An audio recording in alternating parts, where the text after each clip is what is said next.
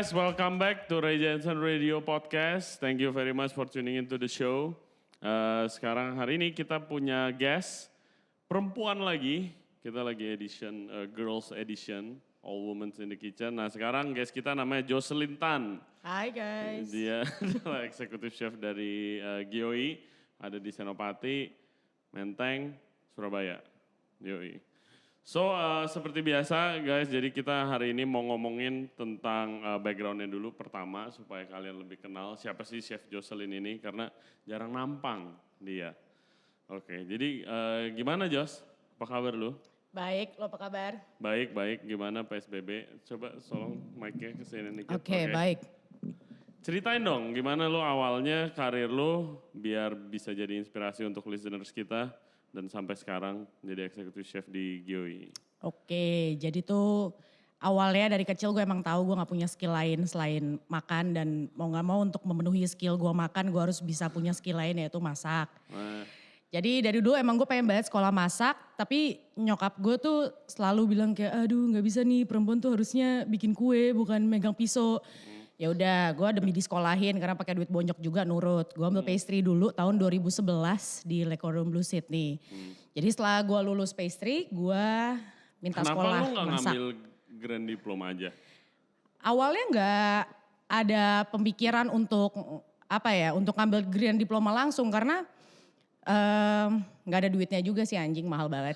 Bangke, lu dalam 1,5 tahun keluar 600 juta meninggal, gimana? Tapi akhirnya apa yang lu mutusin buat kayak gue ngambil hot kitchen juga. Tapi emang lu awalnya lebih suka di hot kitchen? Karena memang itu tujuan gue dan yang penting gue udah memenuhi keinginan nyokap gue untuk ngambil pastry dan gue ujung-ujungnya malah suka. Malah jatuh cinta gitu terhadap proses pastry itu sendiri. Padahal tadinya yang kayak aduh males banget gue harus nimbang, kenapa sih gak bisa plak gitu semuanya. Terus akhirnya gue abis selesai pastry gue ambil cuisine. Dan di situ gue merasa beruntung gue ngambil grand diploma.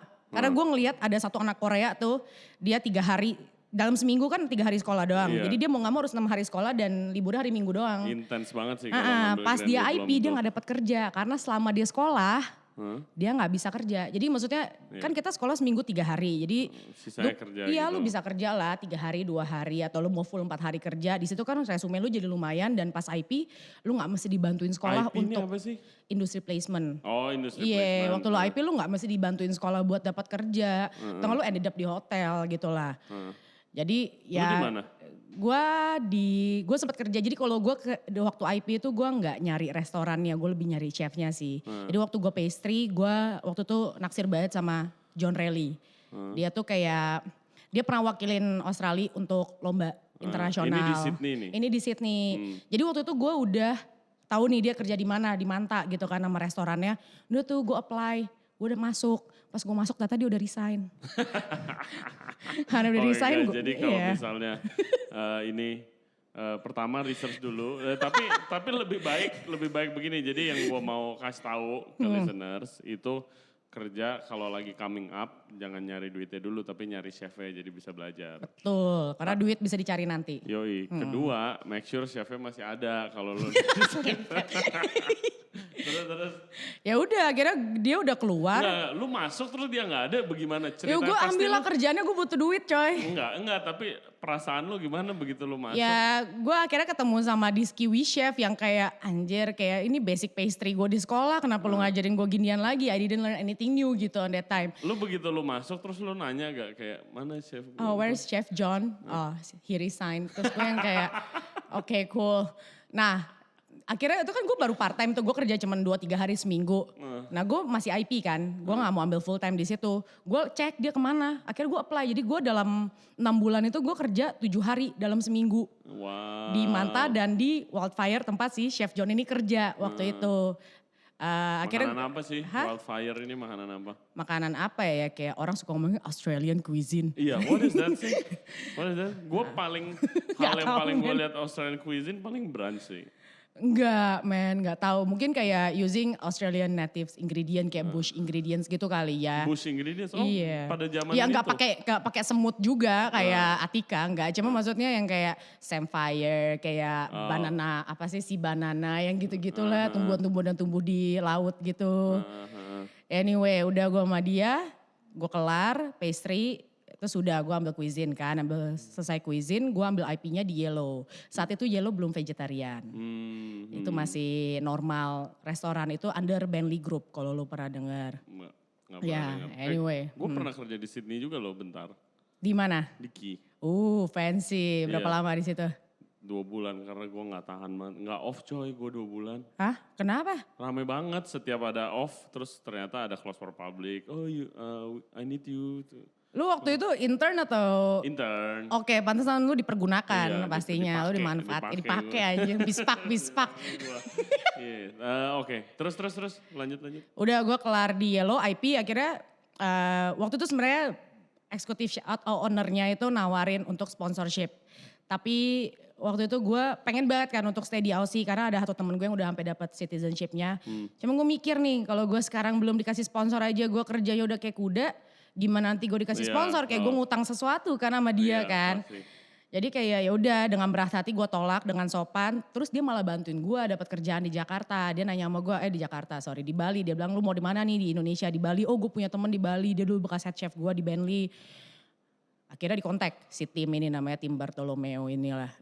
Dia tuh head chefnya Sarong Group. Sarong Group, oke. Sarong Group itu apa ya? Successful group yang di Bali kebanyakan. Yes. Chef Will Merrick, Yes. celebrity chef juga sekarang. Punya restoran Hujan Lokal, Yes. Sarong, Metis.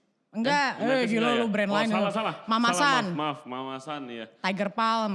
Gue gak tahu banyak tadinya juga. di Jakarta ada INO tapi Iya. dia bareng sama grup Yellowi Iya, kalau gak salah. Itu enak. Yes. Ya enak banget sih INO. Very proper suka. Asian food. Gue suka. Ya tapi lebih enak Joey lah. Oh wow. Anthony Sadeli. Shout out. Terus akhirnya gue kerja. Waktu itu pas banget mereka lagi mau buka Hujan Lokal di Ubud. Terus kayak oke gue set up lu di situ bareng sama tim. For like 6 months. Terus gue ngerasa kayak oke gue kayaknya kurang cocok nih sama budaya kerjanya. Kenapa sih? Gak usah disebutkan, gak apa-apa nanti ada sakit hati. Kenapa sih? Anyway kayak ya gue ngerasa gitu kayak dia tuh sebagai bos bukan si tim. Lebih kayak si ownernya ini. Kayak dia tuh gak pernah, sober kali ya menurut gue. Dia tuh gak jarang sober. Jadi dia kalau make decision hari ini dan suruh kita ngikutin A. Ini kita bisa ikutin, the gitu. next day dia lupa gitu. Dan dia lupa dan dia marah. Marahnya yang kayak menggila instead of kayak emangnya kemarin gue ngomong ini gitu loh. Gak baik-baik. Jadi gue kayak kalau gue gak pernah bener di mata dia gue ngapain sih di situ Kurang gitu. cocok lah Akhirnya ya. gue resign Tapi dan itu lu masuk sebagai apa? gue sebenarnya waktu masuk itu sebagai sous chef. Sous chefnya si tim gitu. Jadi Oke, ini tahun kapan? tahun 2015 awal lah. Oke, 2015. Jadi sebenarnya Desember 2014 gue udah masuk, cuman kan mereka openingnya Desember akhir ya. Gitu, jadi hitungannya Januari deh. Akhirnya gue resign setelah 6 bulan, terus udah dong gue stuck di Ubud nih. Gue gak kenal Bali kan, maksudnya in general gue gak kenal Bali, jadi gue mau nyari kerjanya di Ubud doang. Karena gue udah sewa motor dan udah punya kosan juga. Akhirnya gue pilihannya waktu itu Mandapa atau Room for Dessert. Saat itu Room for Dessert bukanlah apa-apa guys seperti yang sekarang. Before it was cool katanya. Before it was cool, before Netflix. Before Netflix. Iya, jadi gue datang ke situ untuk, gue ketemu sama chefnya tuh waktu Ubud Food Festival. Jadi waktu itu gue jagain standnya si Hujan Lokal, terus si Will Goldfarb datang, tek, terus kayak enak-enak makanin sampel-sampel makanan kita. Terus kayak lu main ke restoran gue gitu kan. Gue belum pernah denger dan gue gak pernah tahu Will Goldfarb tuh siapa sebenarnya. Jadi gue datang ke situ, gue bilang, iya gue lagi gak ada kerjaan sekarang, gue bilang gitu. Gue udah gue belum resign, gue udah kasih surat resign tapi gue belum keluar maksudnya. Dia bilang iya nih gue 1 bulan lagi kelar gitu kan. Lu mau gak kerja sini aja? Kayak dia random aja, dia gak tahu kalau gue tuh pernah punya pengalaman pastry without knowing gitu ya. Dia cuma nawarin posisi itu. Terus gue bilang oke, boleh. Nah dia ya. Terus Jadi dia tuh bilang sama gue, lu kalau off di Hujan lu kesini aja belajar dulu. Jadi jatuhnya kayak lu kerja gratis dulu aja. Gue gak pernah datang anjing. Sampai actually gue memang saatnya kerja. Jadi anyway waktu gue kerja di Room for Dessert itu gimana sih Room for Dessert zaman dulu? Coba paint us a picture. Sekarang kan besar, luar biasa, award winning restoran. Udah pernah dimuat Dibikinin show di Netflix, Chef's Table. Gimana Kalau ya? dulu tuh gimana Room for Dessert?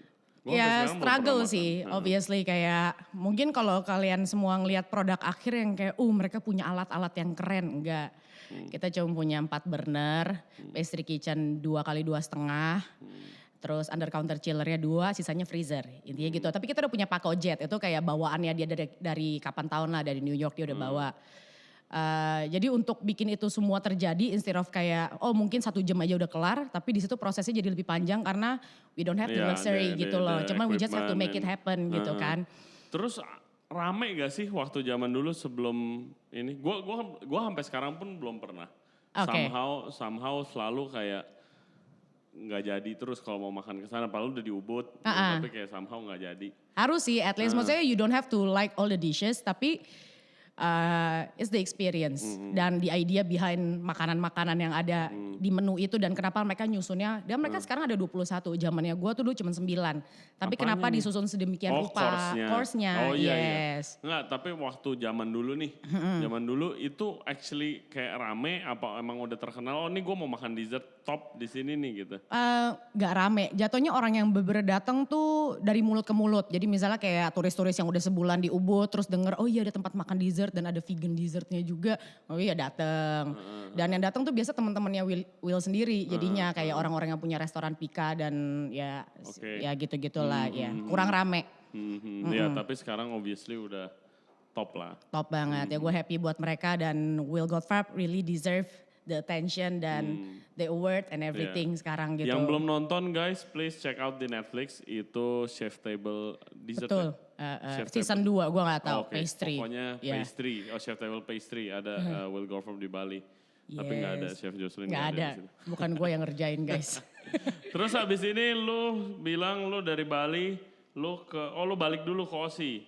Ya gue balik lagi, jadi kayak gue kangen duitnya gitu loh. Karena waktu di Ubud kita semua UMR, jadi kalian coba Google UMR Gianyar biar tahu. Itu 2000, sekarang coba cari yang 2015 biar tahu.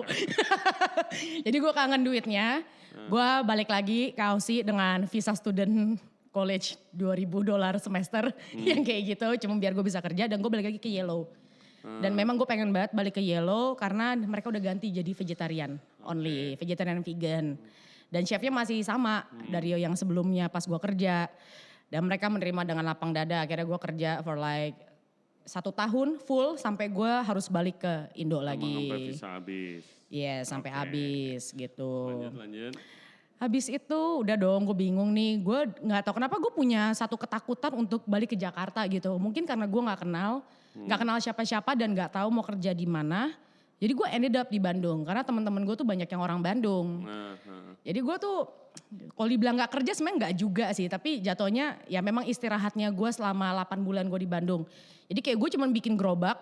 Terus gue hire karyawan, gue ajarin bikin donat, terus suruh dia dagang. Yang nggak ada duitnya, nggak laku, nggak jalan. Tapi karena gue nggak minat ngerjainnya, jatuhnya gue anggot-anggotan. Cuman kan gue harus nunjukin ke bonyok gue, jatuhnya break gitu. Cuman kan gue harus kasih alasan ke bonyok gue kenapa gue boleh di Bandung gitu kan. Kayak gue harus nunjukin gue usaha lo di sini, gitu. Ya udah kelar nih, waktu itu ada masalah apa ya, pokoknya gue harus balik ke Jakarta, terus akhirnya gue gak balik ke Bandung sama sekali, gue balik cuma buat ngejual-jualin barang gue doang, ngejualin motor gue. Udah pas gue nyampe Jakarta, the only person yang gue kenal, Aditya Muskita, shout out Aditya. Shout out Adit. Dia tuh waktu itu masih sama Potato Head, ya eksekutif chef ya Potato Head dan Potato Head itu kan diinvest sama Falcon. Dan Falcon juga megang beberapa brand lainnya ya. Betul. Nah salah satunya tuh Goods. Jadi gue di... Oh begitu, gue baru tahu. Begitu. Atau gak random banget dong orang Potato Head kasih gue kerjaan di Goods. Itu karena Falconnya sendiri. Oh gue pikir karena goodwill teman-teman doang. Enggak. Terus. Udah akhirnya gue kerja di Goods. A very good 1 year. Lebih sibuk di ruang rasa. Waktu itu kita jadi kayak disponsor sama Grab buat ya bikinin dia acara. Karena mungkin waktu itu GrabFood masih kalah sama GoFood ya. Dan gimana cara naikin GrabFood itu sendiri. Jadi ya dengan bikin acara-acara itu, pop up dining. Waktu itu sempat sama Ardika juga, sama Adit, sama Andreas Niko, tahu nggak? Tahu. Nah, temannya Ardika juga ya gitu. Sama Jody juga di Kok gua nggak Surabaya diajak? bareng sama Kok Darian. gua Kan nggak gak kenal. diajak? Gue Oh, gitu. nyarinya yang kenal-kenal aja. Terus gue soto nih gak kenal gimana dong. Udah akhirnya gue kelar nih sama dia, sama mereka. Terus si Niko bilang kenapa lu gak ke Gioi, mereka lagi cari chef. Terus ya udah gue datang, gue ngobrol sama salah satu owner. Dan kita udah set up hari untuk test food. Dan alhamdulillah keterima. Terus udah ada keterusan sampai sekarang. Udah berapa lama lo di Gioi? Setahun, setahun. belum lewat setahun, baru setahun. Oke, iya gua always enjoy the food di Iya Gioi. Favorit gua pork belly-nya. Thank you. Sama kemarin terakhir, jadi guys gue lagi abis baru-baru PSBB dibuka, gue ke Gioi Menteng kemarin ketemu Jocelyn. Betul. Itu lu baru ada dessert apa? Apaan? Dessert yang Gue ngasih lu 2 macam coy. Yang, iya, ada, Yang mana? Yang bolu gulung? Yang roll, iya yang bolu gulung. Yang Gua suka bolu gulung, Kayak gitu. old school tapi kayak ada cincaunya kan, Iya. dalamnya enak Yang sih. penting gampang. Kalau maksudnya menurut gue kalau bikin menu tuh bukan cuman masalah enak dan wow, tapi yang penting anak-anak lu bisa ngerjain deh. Karena lu kan gak selalu di situ untuk ngerjain. Yang penting doable, jangan terlalu muluk dan jatuhnya malah bikin anak-anak lu stres sebenarnya gitu. Jadi berusaha untuk bikin yang gampang-gampang aja. Oke. Nah, gue mau nanya, banyak gak sih coy executive chef atau head chef perempuan di Jakarta? Aduh jujur nih ya, lu tadi sendiri bilang kan gue gak pernah muncul. Iya. Emang kenyataannya gitu, gue gak pernah muncul. Jadi gue tuh kurang punya banyak temen chef karena gimana ya, gue sendiri juga jarang muncul di grup. Gue juga jarang Iya. nyaut kan, paling kayak anak manis gitu-gitu doang. Saut-saut gak penting biar orang-orang gak lupa sama gue aja gitu. Jadi kalau eksekutif chef perempuan, duh siapa ya? Gloria Susindra ya Gloria, kan. Sama ini Febrina, tapi dia udah keluar dari Mr. Fox. Oh iya, Ya, Febrina. Siapa lagi ya? Mungkin udah kali ya itu doang. Ada certain pressure gak kalau lu sebagai seorang perempuan, ada bedanya gak sih? Nggak tahu dengan perempuan yang lainnya, tapi gue udah pernah dapat pertanyaan ini sebelumnya dari Oh, iya. Copi yang Dari apa? Copi apa sih namanya? Copi bukan Copi. Oh, cope yang itu. Cope, Yang kayak itu, cope, ya. iya, buat booking. Mereka waktu itu kayak apa International Women's Day gitulah. Oh iya. Dia memberi pertanyaan yang sama, gimana sih lu sebagai chef perempuan, apa sih hambatannya dan lain-lain. Tapi buat gue sendiri gak secara spesifik sebagai perempuan, sebagai chef in general aja.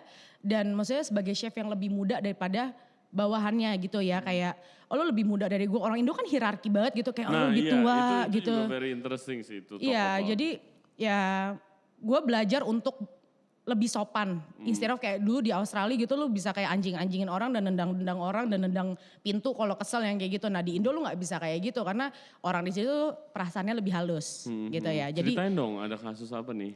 Berarti kalau begitu berarti ada cerita. enggak, dan dong. gue di Gioi juga gak bisa marah-marah. Lu lihat kan itu kayak di meja yang panjang itu kitchennya kan cuman kaca doang. Ya jadi lu gak boleh, lu manggil order aja kadang udah kedengeran sampai luar. Jadi kadang tuh waiternya kayak chef soalnya kecilin dikit. Lo gimana yang belakang exhaustnya gede banget, mereka gak denger orderan gue gimana.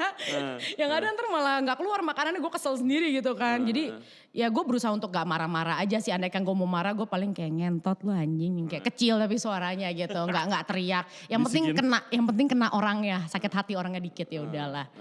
Gitu. Cuman ya. Iya silakan. Enggak sebagai perempuan tapi chef in general dan terutama jadi orang yang lebih muda daripada bawahannya gimana supaya mereka bisa respect sama kita. Walaupun kadang pengalaman mereka lebih banyak, sebenarnya pengalaman mereka lebih banyak dari kita. Yes. Ya kan lebih, ya mereka mungkin udah Betul. 40 tahun dan 30 tahun gitu. Ya gitu sih. Oke. Terus ada trik-trik apa buat listeners kita? Trik apa nih? Ya untuk leadership skill yang bagus kalau kebetulan punya bawahan yang lebih tua daripada itu. Gue jujur aja I don't see myself as a perfect leader. Gue kadang suka masih hilaf dan marahnya yang keterlaluan sampai nyakitin. Cuman jangan takut untuk minta maaf. Lu pasti hilaf, lu pasti ngomong jorok, lu pasti banting barang dan ya gitu-gitu. Tapi Lihat, Pak. jangan lupa untuk minta maaf, make sure mereka pulang happy. Itu sih, jadi mereka gak kepikiran sampai tidur, terus kepikiran besokannya sampai tidur. kepikiran anjing chefnya benci sama gua. Kayak maksudnya lu harus make sure bahwa yang tadi itu cuman kerjaan doang gitu. Lu gak benci mereka secara personally gitu. Oke. Sip tuh guys, dengerin guys. Dan emosi, Ya. kalau emosi kelepasan it's okay, yang penting minta maaf. Yes, betul. Terus lu lagi sibuk apa nih Habis PSBB begini lagi PSBB. Gue sekarang sih kerja part time nih ya. Jadi kayak gue gak full kerja 6-1 di GOI. Gue kerja kayak 4 hari dalam seminggu. Jadi kalau kalian ada yang mau datang, ikutin hari kerja gue.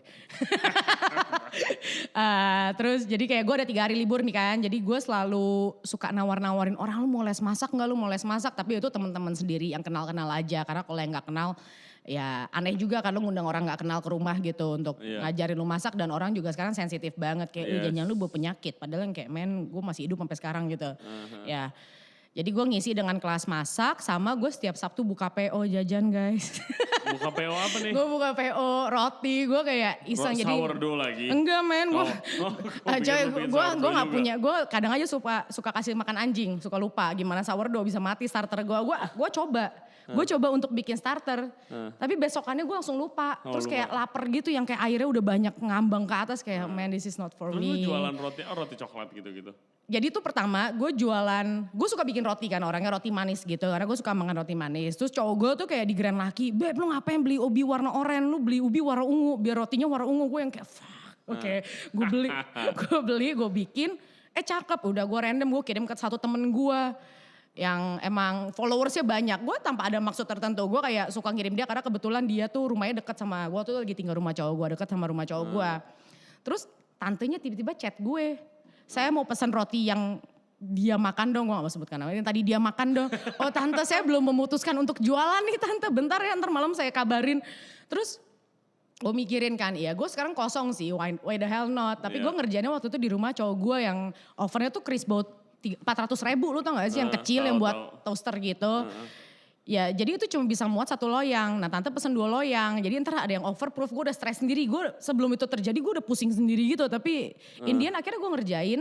Gue waktu itu batasin kayak sehari cuma bisa ngerjain 6 loyang doang ya. Lu bayangin gue ngerjain 8 jam cuma 6 loyang roti. Gara-gara manggangnya gantian. Jadi ini roti isinya ubi? Enggak, jadi adonan rotinya tuh ube. Dalamnya tuh gue bikin kayak basic cinnamon sama satu lagi tuh pesto cheese. Kenapa gue bikin pesto cheese? Waktu itu kayak ada adiknya temen gue lagi mau mulai usaha. Dia bikin pesto, terus dia kirim ke rumah. Kayak Ci cobain. Pas gue cobain, gue bilang oke. Terus gue lagi bikin roti, gue abis-abisin dong barang di rumah. Ya anjir enak gitu. Kenapa sih orang gak bikin pesto cheese gitu? Kenapa gak bikin pesto bread? DM. Gue gak punya akun Instagram yang buat dagang. Jadi langsung DM gue aja. Oke, DM gitu. Jocelyn _ ya? Enggak, Jocelyn Tan selesai. Oh Jocelyn Tan. DM kalau mau pesan roti, tuh kan lu kesini bisa jualan juga. Oh iya bener, jualan. Oke, terus abis itu dari lu ngeles masak itu, lu cuma teman-teman doang nih. Jadi anak listener gak bisa nih. Iya kalau ada yang mau sih boleh. I never see you as a kayak teacher terus abis itu ngajarin gitu. Iya sih, tapi maksudnya secara gak kita sadari ya, kita sebagai leader di kitchen kita tuh teacher, bener gak? Iya bener. Lu bikin makanan lu yang lu ngerti luar dalamnya gimana cara bikin itu sampai jadi. Biasanya ngajarin apa sih?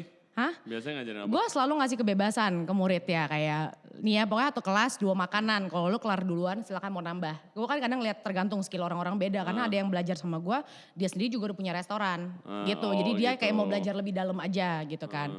Jadi mungkin bisa masak yang lebih banyak 3-4 macam. Yang penting jangan lebih dari 4 jam deh gue juga capek gitu kan. Jadi gue selalu biarkan mereka request dulu mereka mau apa. Kalau mereka gak tahu baru gue bisa suggest.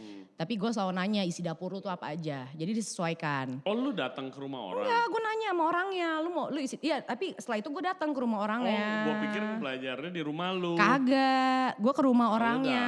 Lu bikin di sini lah, Ngelesin di sini nih, bukan tempat les guys. Ayo. Nggak usah bayar deh, gue pengen lihat doang. Ngeliat gue ngajarin orang. Tapi so far gue dapet murid-muridnya yang memang minat. Karena obviously les masak kita ya, kita nge-charge orang juga gak murah. Karena kita dapat ilmunya juga gak murah. Betul. Dan at the same time dengan kita ngajarin skill kita nambahin kompetitor, bener gak tuh? Ngajarin skill.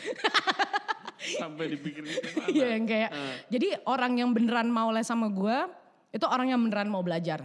Jadi walaupun dia gak bisa karena dia minat, dia bakal berusaha. Instead of yang kayak, Cuman ketawa-tawa doang, kayak potongin, gue nggak bisa potong bawang atau mbaknya suruh datang suruh potongin bawang, enggak, lu bahkan belajar potong bawang pun lu harus belajar.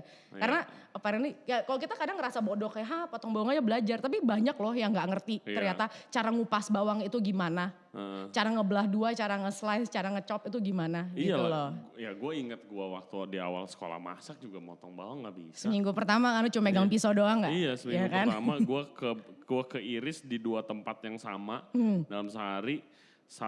Pertama kali chef gue baik gitu kayak oh ya lain kali hati-hati ya. Terus keiris lagi tempat yang sama kayak idiot. Pertama kasih, yang kedua goblok. Gitu. Terus gue dengar lu ke Jepang kemarin waktu PSBB. Bukan pas PBB anjing, lu bikin gue dibenci orang anjing. Melawan maut. Itu rumor, enggak. Lu ke Jepang bulan Maret? Bulan Februari akhir sampai Maret, jadi itu tadinya dari tahun lalu sih, gue sama laki gue tuh udah BM banget pengen ke Xi'an.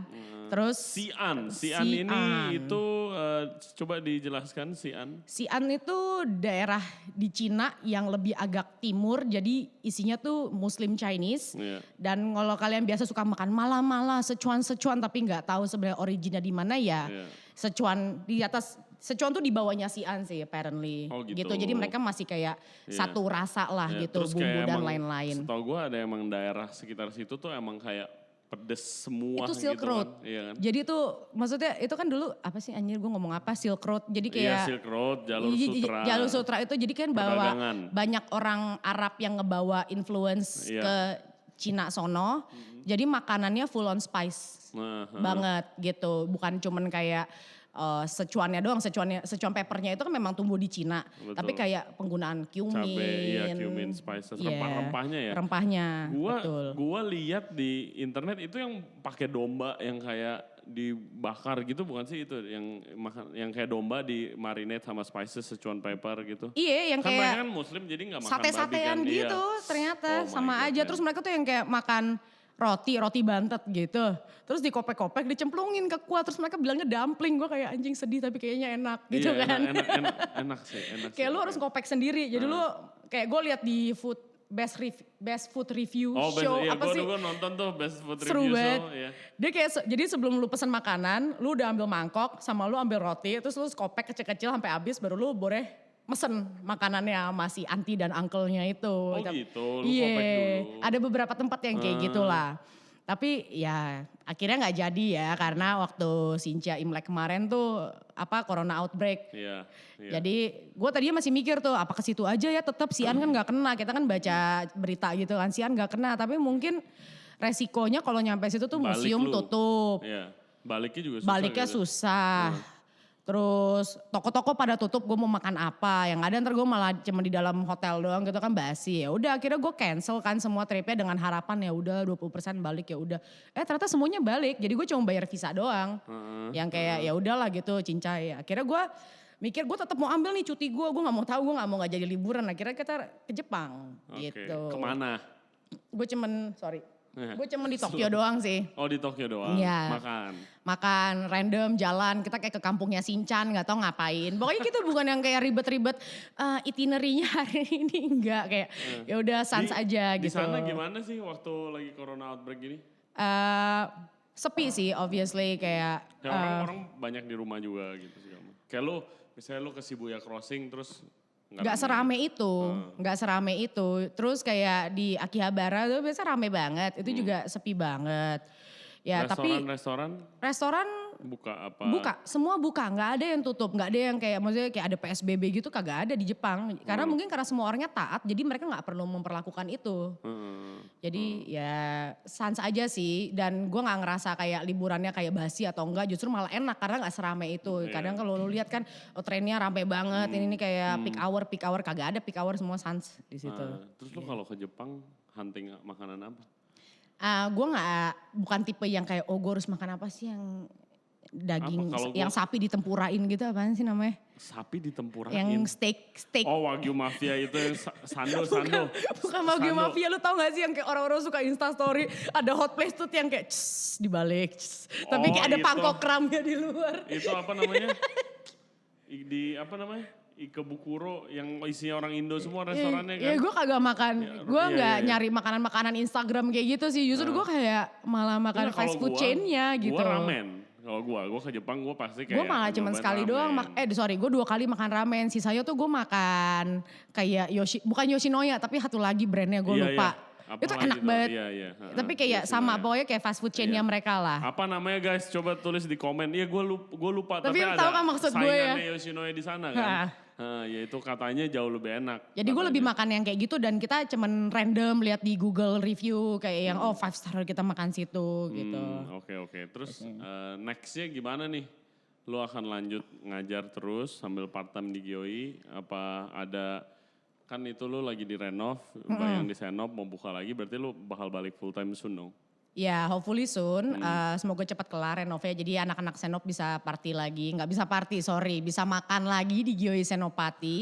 Karena banyak yang kangen makanan Senop. Jadi Tapi bukannya sama? enggak, jadi di Menteng tuh halal dan di Senop tuh haram gitu. Gue nggak tahu kenapa yang di Menteng halal. Banyak yang bilang, guys yang di Menteng juga banyak yang nyari babi kok. Tapi kayak ya udah, mungkin bos gue hanya yang membedakan. Kayak alasan lu kenapa ke Menteng karena menunya beda dari Senop gitu. Kalau menurut gua ya, Menteng itu kan daerah office banyak, terus Yes. tempat GIOI Menteng kan lebih gede. Yes. Gua waktu pengalaman dulu di FIS aja, itu kalau lu ada jualan babi, banyak sekali brand besar nggak mau bikin acara di tempat lu. Bener, Gitu, kadang jadi- kayak ngelihat di menunya ada satu kadang pork bacon. Kayak gue waktu di Goods gitu tuh. Bacon, porknya tuh cuman ada pork bacon doang, gak ada menu babi lain. Iya. Orang tuh bisa kayak cabut keluar Bener, lagi. khususnya kalau punya lu tempat segede GIOI Menteng, Iya. lu mau dong ada acara pasti Iyalah, kan. pastilah. Yoi, jadi mungkin itu salah satu alasannya. Iya, bisa Mungkin jadi ya. sih, bisa jadi. Benar. Oke, Josh, thank you banget udah ngobrol-ngobrol di sini sama gua dan menginspirasi listeners and viewers Ray Jensen Radio. Good luck for your future projects. Thank you. Thank you guys for listening to our show today. Jangan lupa like and subscribe videonya di Ray Jensen Radio Podcast di YouTube. Di follow kita di Instagram. Kita juga ada di Spotify, Apple Podcast, Google Podcast, dan Anchor App. Jocelyn jangan lupa follow. Lu udah subscribe belum? Udah YouTube? anjing, Oke. gampang banget ternyata. Oke. Jangan lupa follow Instagramnya Jocelyn Tan tapi di private, belum tentu di approve. Iya anjir gak juga, gue baik kok. Yang penting kayak bukan robot-robot Rusia gitu. Gue males sih robot-robot. Atau nggak yang pemutih, mungkin kalau pemutih cewek, pelangsing gitu. Kalau cewek banyak ya yang kayak robot-robot Rusia gitu yang follow. Oke guys, jangan lupa kalau yang mau nyemil roti manis silakan DM wo. DM dia dan juga mau belajar masak mungkin lagi begini. Siapa tahu aja mau belajar masak, mendalami skill atau yang udah bisa mau belajar lebih dalam lagi, silakan kontak Jocelyn. Bisa. Oke guys, thank you very much. That's all for today. Bye bye. Thank you. Thank you.